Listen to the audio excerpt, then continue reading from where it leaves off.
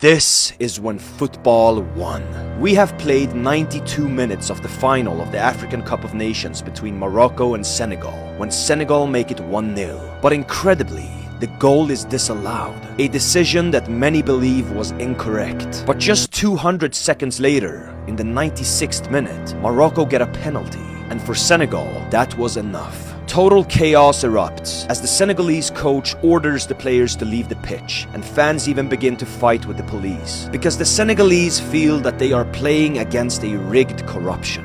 Throughout the entire tournament, Morocco had received many strange referee decisions in their favor. In the quarterfinal, Cameroon had 2 clear penalties denied against Morocco. And in the semi-final, Nigeria's players were furious over what they called a scandalous refereeing performance that only went the host nation's way. But it doesn't stop there, because ahead of the final, the Senegalese national team were forced to travel to the match by train with barely any security, and also struggled to find an acceptable hotel. And the fact that Morocco were playing the tournament at home, with fans booing the opponents, and on top of that being on paper the strongest footballing nation in Africa, didn't make things easier. But it still doesn't stop there, because throughout the tournament, Moroccan players, ball boys, and even staff members had constantly been stealing the opposition goalkeepers' towels. To explain, the goalkeepers use towels in order to dry their gloves in order to get a better grip of the ball. And in the final, the Senegalese reserve goalkeeper Yevan Diouf had figured this out. So during the final, you can see him running around and wrestling with the Moroccan players in order to protect the towel so that he could give it to the Senegalese first goalkeeper Edouard Mendy. In